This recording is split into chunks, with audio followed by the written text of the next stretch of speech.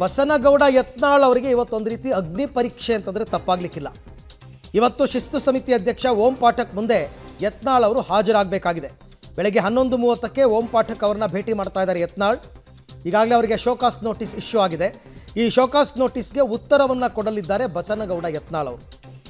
ಅಂದರೆ ಉತ್ತರ ಅಂತಂದರೆ ಅವ್ರು ಏನೇನು ಶೋಕಾಸ್ ನೋಟಿಸ್ನಲ್ಲಿ ಪ್ರಶ್ನೆಗಳನ್ನು ಎತ್ತಿದ್ದಾರೆ ಅದಕ್ಕೆ ಉತ್ತರವನ್ನು ಕೊಡುವುದರ ಜೊತೆಗೆ ವಿಜಯೇಂದ್ರ ವಿರುದ್ಧ ಚಾರ್ಜ್ ಶೀಟನ್ನು ಸಲ್ಲಿಕೆ ಮಾಡ್ತಾರೆ.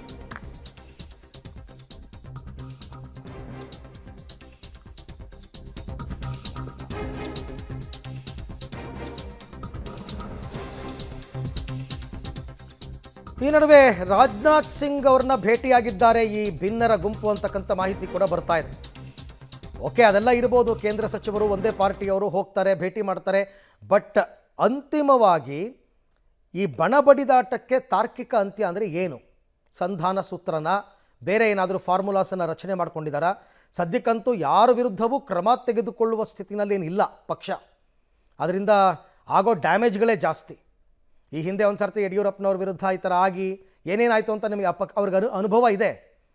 ಹಾಗಾಗಿ ಯತ್ನಾಳ್ ವಿರುದ್ಧನೋ ವಿಜಯೇಂದ್ರ ವಿರುದ್ಧನೋ ಕ್ರಮ ತಗೊಳ್ಳೋದ್ರ ಬದಲು ಇಬ್ಬರನ್ನೂ ಕೂರಿಸಿ ಸಂಧಾನ ಮಾತುಕತೆ ನಡಿಬೇಕು. ದೃಶ್ಯದಲ್ಲಿ ತಾವೀಗ ಗಮನಿಸ್ತಾ ಇದ್ದೀರಾ, ಇಲ್ಲಿ ಎಲ್ಲ ಭಿನ್ನ ಗುಂಪು ಭಿನ್ನಮತೀಯರೆಲ್ಲರೂ ಕೂಡ ಅಲ್ಲಿ ಇರ್ತಕ್ಕಂಥದ್ದು. BP ಹರೀಶ್ ಕುಮಾರ್ ಬಂಗಾರಪ್ಪ, ಬಸನಗೌಡ ಪಾಟೀಲ್ ಯತ್ನಾಳ್ ಎಲ್ಲರೂ ಕೂಡ ಈಗ ದೆಹಲಿಯಲ್ಲೇ ಬೀಡು ಬಿಟ್ಟಿದ್ದಾರೆ. ಇವರ ಅಹವಾಲು ಏನು ಎತ್ತ ಅಂತಕ್ಕಂಥದ್ದನ್ನು ಪಕ್ಷದ ಹೈಕಮಾಂಡ್ ಕೇಳಬೇಕಲ್ಲ. ರಮೇಶ್ ಜಾರಕಿಹೊಳಿ ಅವರು ಕೂಡ ಇದ್ದಾರೆ. ಆಲ್ರೆಡಿ ಒಂದು ಸುತ್ತಿನ ಸಭೆಯನ್ನು ಮಾಡಿದ್ದಾರೆ. ಅಲ್ಲಿ ಏನೇನು ಮಾಹಿತಿಗಳನ್ನು ಓಂ ಪಾಠಕ್ ಮುಂದೆ ಹೇಳಬೇಕು ಎಲ್ಲವನ್ನು ಲಿಸ್ಟ್ ಔಟ್ ಮಾಡ್ಕೊಂಡಿದ್ದಾರೆ. ಅದೆಲ್ಲವನ್ನು ಕೂಡ ವಿವರಿಸ್ತಾರೆ ಅವರು. ಈ ಬಗ್ಗೆ ಮತ್ತಷ್ಟು ಮಾಹಿತಿ ನನ್ನ ಕೊಲೀಗ್ ಶಬೀರ್ ಅವರಿಂದ ಪಡಿತಾ ಹೋಗೋಣ. ಶಬೀರ್, ಇವತ್ತು ಬೆಳಗ್ಗೆಯಿಂದ ಯತ್ನಾಳ್ ಅಂಡ್ ಟೀಮ್ ಏನೇನು ಕೆಲಸ ಕಾರ್ಯದಲ್ಲಿ ತೊಡಗಿದ್ದಾರೆ, ಮತ್ತು ಓಂ ಪಾಠಕ್ ಅವ್ರನ್ನ ಭೇಟಿಯಾಗೋದಕ್ಕೆ ಕೇವಲ ಯತ್ನಾಳ್ ಮಾತ್ರ ಹೋಗ್ತಾರಾ, ಗುಂಪನ್ನು ಕರ್ಕೊಂಡು ಹೋಗ್ತಾರಾ, ಹೇಗೆ ಅಂತ? ಶಿಸ್ತು ಸಮಿತಿಯ ಮುಖ್ಯಸ್ಥ ಓಂ ಪಾಠಕ್ ಅವರನ್ನ ಭೇಟಿ ಆಗ್ಲಿಕ್ಕೆ ಯತ್ನಾಳ್ ಅವರು ಮಾತ್ರ ತೆರಳಲಿದ್ದಾರೆ ಅನ್ನುವಂಥ ಮಾಹಿತಿಗಳು ಸದ್ಯಕ್ಕೆ ಲಭ್ಯ ಆಗಿದ್ದಾವೆ. ಬಾಕಿ ಉಳಿದಂತಹ ನಾಯಕರೇನಿದ್ದಾರೆ ಅವರು ವಕ್ಫ್ ವಿಚಾರಕ್ಕೆ ಸಂಬಂಧಪಟ್ಟಂತೆ ಏನು ಇವತ್ತು ಒಂದು ಮೀಟಿಂಗ್ ಅನ್ನು ಕರೆದಿರುವಂಥದ್ದು, ಆ ಮೀಟಿಂಗ್ ನಲ್ಲಿ ಭಾಗಿಯಾಗ್ತಾರೆ ಎನ್ನುವಂಥ ಮಾಹಿತಿಗಳಿದ್ದಾವೆ.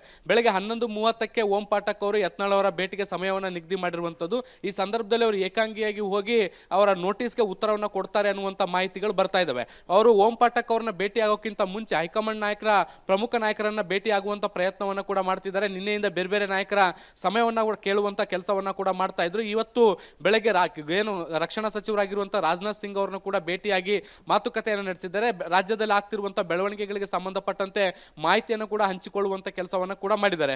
ಮುಖ್ಯವಾಗಿ ಶೋಕಾಸ್ ನೋಟಿಸ್ ವಿಚಾರಕ್ಕೆ ಬಂದಂತ ಸಂದರ್ಭದಲ್ಲಿ ರಾಜ್ಯದಲ್ಲಿ ಬಿಜೆಪಿಯಲ್ಲಿ ಏನೆಲ್ಲ ಬೆಳವಣಿಗೆಗಳಾಗ್ತಾ ಇದ್ದಾವೆ, ವಿಜಯೇಂದ್ರ ಅವರ ಮತ್ತೆ ಬಣ ಏನೆಲ್ಲ ಕೆಲಸಗಳನ್ನ ಮಾಡ್ತಾ ಇದೆ, ಮತ್ತೆ ಈ ಹಿರಿಯ ನಾಯಕರನ್ನು ಯಾವ ರೀತಿಯಾಗಿ ಕಡೆಗಣಿಸಲಾಗ್ತಾ ಇದೆ ಅನ್ನೋದಕ್ಕೆ ಸಂಬಂಧಪಟ್ಟಂತೆ ಮಾಹಿತಿಯನ್ನು ಹಂಚಿಕೊಳ್ಳುವಂತ ಕೆಲಸವನ್ನ ಮಾಡಲಾಗ್ತಾ ಇದೆ. ಜೊತೆಗೆ ಯತ್ನಾಳ್ ಅವರು ತಾವು ಏನೇ ಮಾಡಿದ್ರು ಕೂಡ ಅದನ್ನ ಪಕ್ಷದ ಚೌಕಟ್ಟಿನಲ್ಲಿ ಮಾಡಿದ್ದೇನೆ ಅನ್ನುವಂತ ನಿಟ್ಟಿನಲ್ಲಿ ಹೇಳಲಿಕ್ಕೆ ಏನೆಲ್ಲ ಅಂಶಗಳು ಬೇಕೋ ಆ ಎಲ್ಲ ಅಂಶಗಳನ್ನ ತಯಾರಿ ಮಾಡ್ಕೊಂಡಿದ್ದಾರೆ. ಪ್ರಧಾನಿ ನರೇಂದ್ರ ಮೋದಿ ಅವರ ಭ್ರಷ್ಟಾಚಾರ ವಿರೋಧಿ, ವಂಶವಾದದ ವಿರೋಧಿ ಹೇಳಿಕೆಗಳಾಗಿರ್ಬೋದು, ಅಥವಾ ಹಿಂದುತ್ವವನ್ನು ಪ್ರಬಲವಾಗಿ ಸಮರ್ಥಿಸಿಕೊಳ್ಳೋದಾಗಿರ್ಬೋದು, ಈ ಎಲ್ಲ ವಿಚಾರಗಳನ್ನು ಕೂಡ ಅವರು ಅಲ್ಲಿ ಪ್ರಸ್ತಾಪಿಸುವಂತ ಸಾಧ್ಯತೆಗಳನ್ನು ಕೂಡ ನಾವು ನಿರೀಕ್ಷೆ ಮಾಡಬಹುದು. ಒಟ್ಟಾರೆಯಾಗಿ ಪಕ್ಷದ ಚೌಕಟ್ಟಿನಲ್ಲಿ ನಾನು ಏನೇ ಮಾತನಾಡಿದ್ರು ಅಥವಾ ಯಾವುದೇ ಕೆಲಸವನ್ನ ಕೂಡ ಮಾಡಿದ್ರು ಕೂಡ ಅದು ಪಕ್ಷದ ವೇದಿಕೆಯಲ್ಲೇ ಮಾಡಿದ್ದೀನಿ, ಪಕ್ಷವನ್ನ ಮೀರಿ ಹೋಗಿಲ್ಲ ಅನ್ನುವಂಥದ್ದನ್ನ ನಿಟ್ಟಿನಲ್ಲಿ ಸಮರ್ಥಿಸಿಕೊಳ್ಳುವಂತ ಪ್ರಯತ್ನವನ್ನ ಕೂಡ ಮಾಡಲಿದ್ದಾರೆ. ಈ ಎಲ್ಲ ಅಂಶಗಳನ್ನು ತೆಗೆದುಕೊಂಡ ಮೇಲೆ ಹೈಕಮಾಂಡ್ ಯಾವ ರೀತಿಯಾದಂತಹ ನಿರ್ಧಾರವನ್ನ ಮಾಡುತ್ತೆ ಅನ್ನುವಂಥದ್ದು ಇನ್ನಷ್ಟೇ ಕಾದು ನೋಡಬೇಕು. ಇವರ ಉತ್ತರಕ್ಕೆ ಓಕೆ ಅನ್ನುತ್ತಾ ಅಥವಾ ಮುಂದಿನ ಹಂತದಲ್ಲಿ ಉಚ್ಚಾಟನೆಯ ಅಸ್ತ್ರ ಪ್ರಯೋಗ ಮಾಡುತ್ತಾ, ಅದು ಕೂಡ ಕುತೂಹಲಕಾರಿಯಾಗಿರುವಂತಹ ಬೆಳವಣಿಗೆ. ಮೊದಲನೇ ಹಂತದಲ್ಲಿ ಅವರಿಂದ ಸ್ಪಷ್ಟೀಕರಣ ಪಡೆಯುವಂತ ಕೆಲಸ ಕೂಡ ಈಗ ಸದ್ಯಕ್ಕೆ ನಡೆಯುತ್ತೆ. Arvind, right, thank you Shabir ತಮ್ಮೆಲ್ಲ ಮಾಹಿತಿಗಾಗಿ.